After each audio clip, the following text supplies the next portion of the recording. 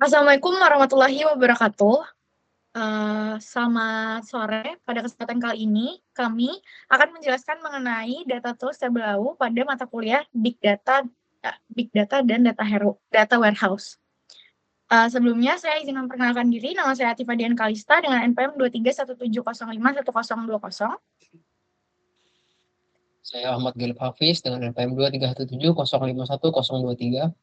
Saya Muhammad Zidan Rosid, NPM 2317051044.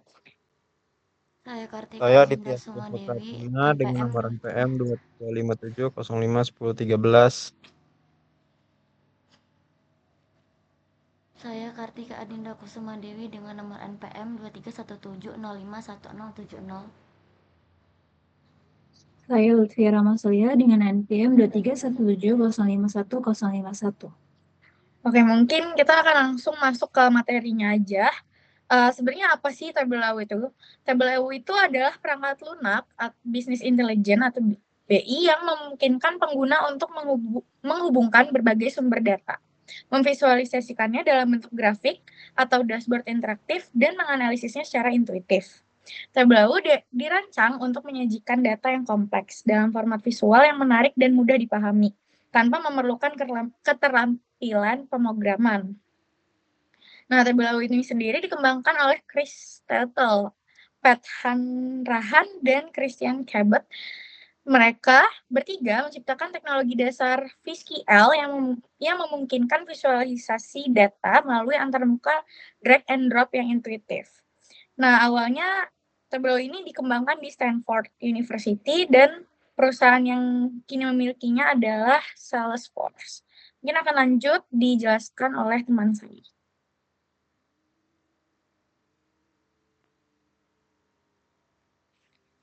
Baik, selanjutnya adalah masalah yang dapat diselesaikan oleh tools. Yang pertama itu ada kompleksitas visualisasi, yang mana Tableau sendiri menyediakan drag and drop visualisasi. Yang kedua ada integrasi multisumber, yang mana Tableau dapat menyatukan semua data yang tersebar di berbagai sumber. Lalu ada kecepatan analisis, yang mana Tableau menggunakan VSQL untuk query otomatis.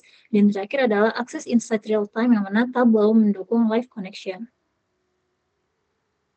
Nah, cara kerja tools Tableau sendiri itu terbagi menjadi dua. Yang pertama ada cara kerja live connection, yang mana itu adalah koneksi langsung. Langkah pertamanya itu dia melakukan connect, yang mana Tableau membuat saluran komunikasi tetap dengan database. Lalu yang kedua itu ada query, yang mana setiap kali kita mengklik grafik atau mengubah filter, Tableau akan mengirim perintah SQL ke sumber data asal. Lalu yang ketiga ada processing, yang mana sumber data yang asli, misalnya seperti server SQL, yang bekerja menghitung data tersebut. Dan terakhir adalah update, untuk menghitung hasil hitungan dikirim balik ke Tableau dan langsung ditampilkan ke layar. Lalu ada cara kerja extract, itu in memory. Langkah pertamanya itu yang pertama kita perlu mengimport dulu, yang mana Tableau menarik semua data yang dipilih dari sumber asal. Lalu yang kedua itu ada optimization, yang mana data tersebut diubah menjadi file hyper yang sangat terkompresi dan dioptimalkan untuk kecepatan.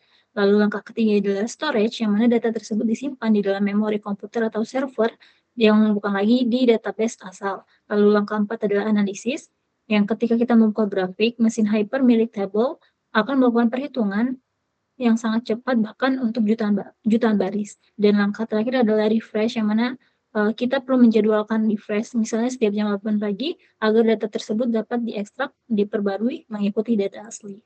Selanjutnya akan dijelaskan oleh rekan saya.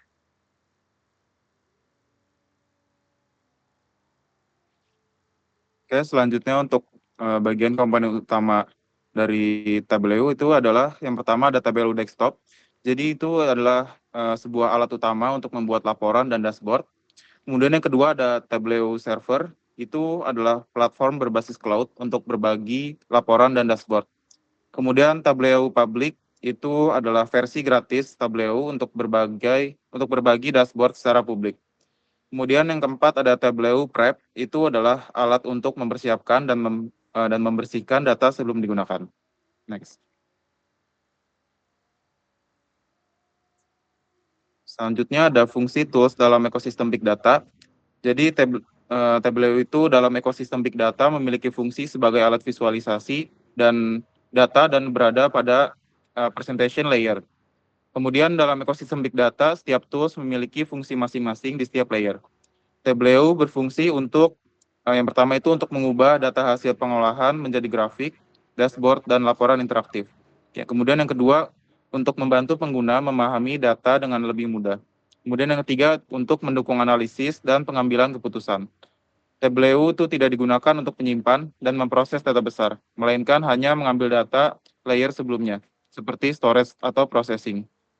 Kemudian akan disajikan dalam bentuk visual. Selanjutnya akan dijelaskan oleh rekan saya.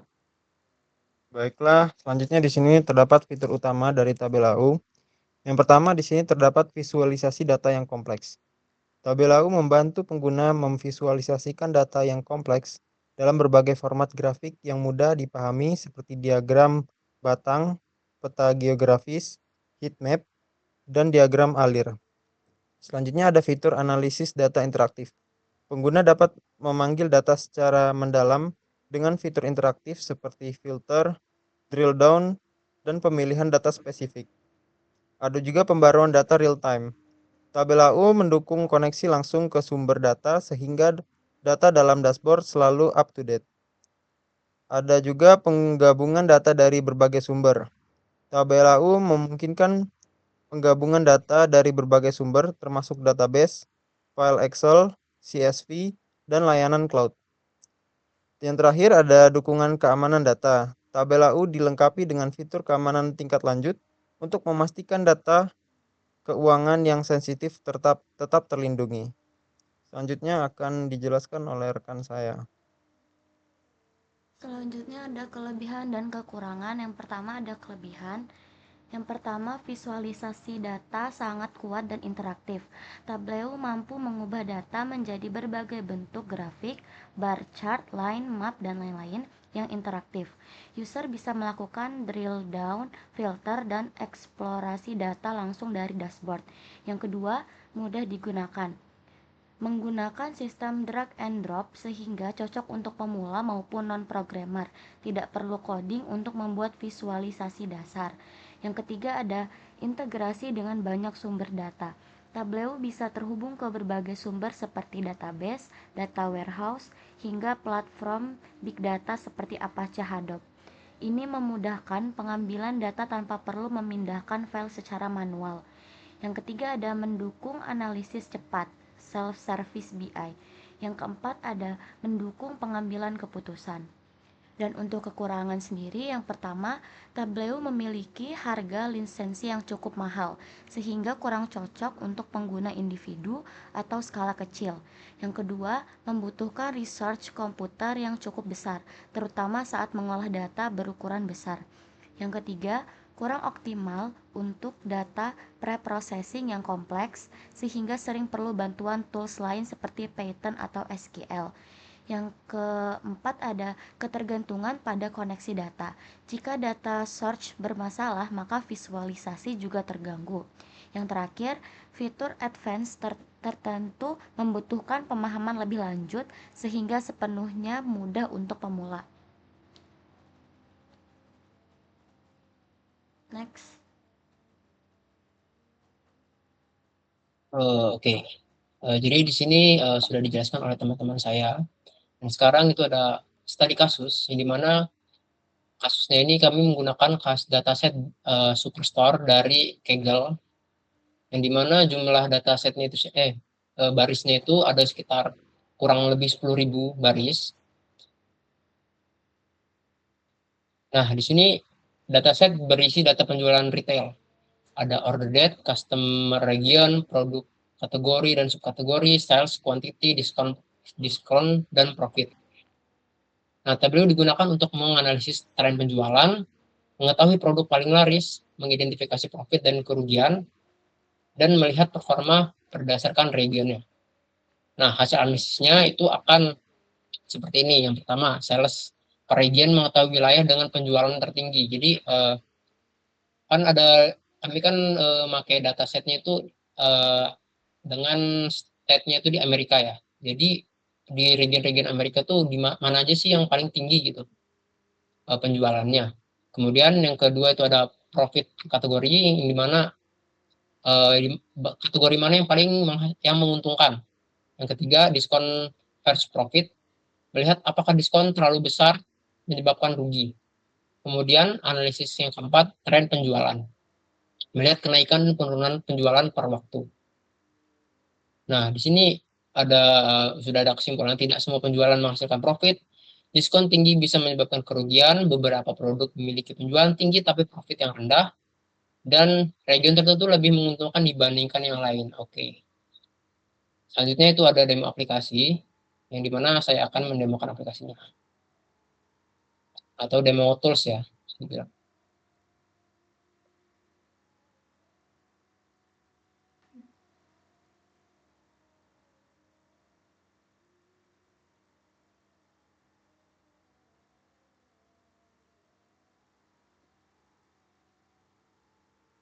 Oke.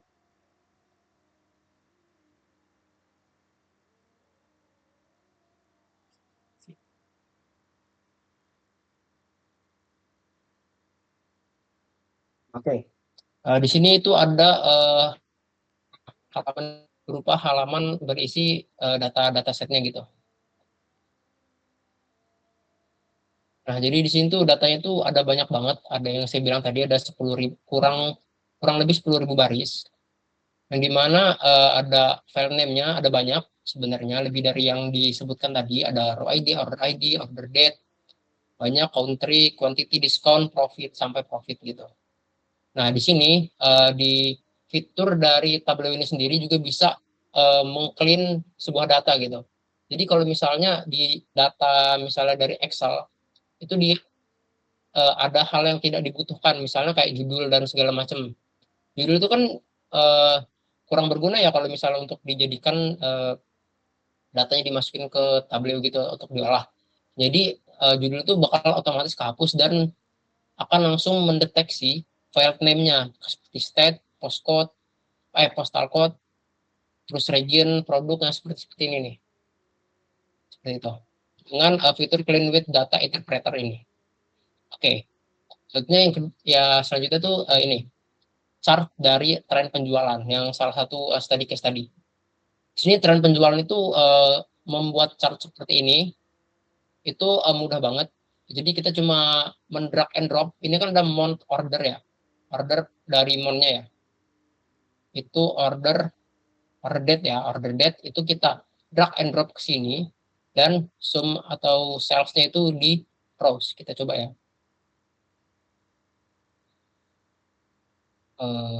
Sebentar.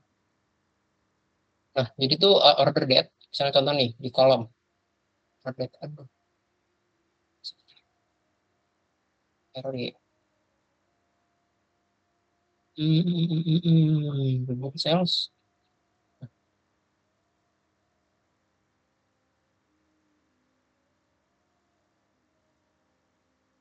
Oh. Nah, biasanya kalau misalnya error kayak gini, itu di bagian data source-nya ini kita harus refresh gitu.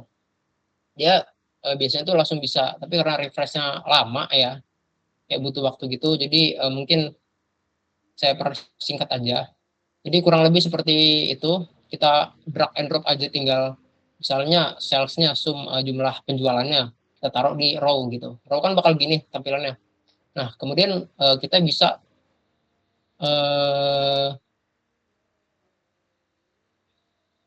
kalau quantity ini, kalau misalnya dia nggak pas row sama kolomnya kayak quantity sama sales, itu dia bakal jadi aneh dia hasil dari chartnya. Kita hapus dulu ya, zoom ya. Nah, kalau kayak gini, kalau dengan salesnya penjualan dengan subkategori, nah di situ bakal menampilkan tuh berapa penjualan per kategorinya. Di sini ada aksesoris, appliance, art, terus binder segala macam bakal muncul gitu. Ada tulisan juga tuh chair dengan total penjualannya. Di sini ada 4 yang dibuat seperti itu. Yang diskon keuntungan per jenis barang, di sini ada keuntungan per jenis barang tuh seperti ini. Kita bisa dari average discount dan juga jumlah profitnya. Misalnya contoh di sini nih, mesin. itu rata-rata diskonnya itu sekitar 30% dengan profit 3.385. Nah, itu artinya kan diskonnya 30% dengan profitnya hanya 3.385. Nah, kalau di sini binders, tapi ini juga bergantung dengan total penjualan ya. Kalau ini kan average diskonnya 37% dengan profit 30.000. Dia lebih banyak karena kenapa? Karena penjualan dari binder itu sendiri, binders itu sendiri banyak. Sedangkan nah, ini mungkin nggak jauh beda ya. Ini 189 sama ini 200, tapi dia lebih banyak gitu dan lebih menguntungkan gitu dengan diskon segitu. Mungkin itu dari sisi analisnya ya.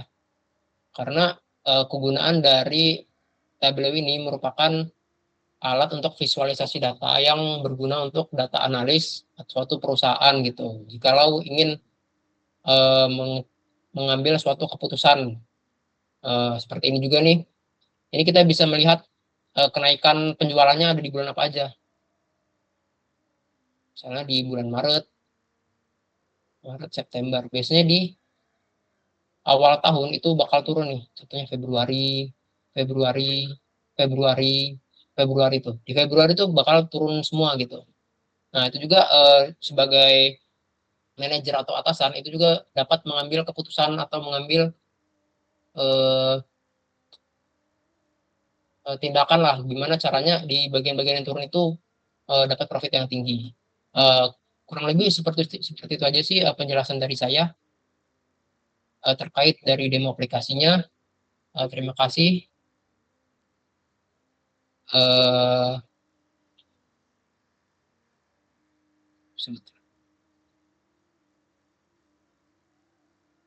Selanjutnya lanjut kenal teman saya. Ya, lagi. Oke, mungkin segitu saja presentasi dari kami. Terima kasih. Kami akhiri. Wassalamualaikum warahmatullahi wabarakatuh. Waalaikumsalam warahmatullahi wabarakatuh.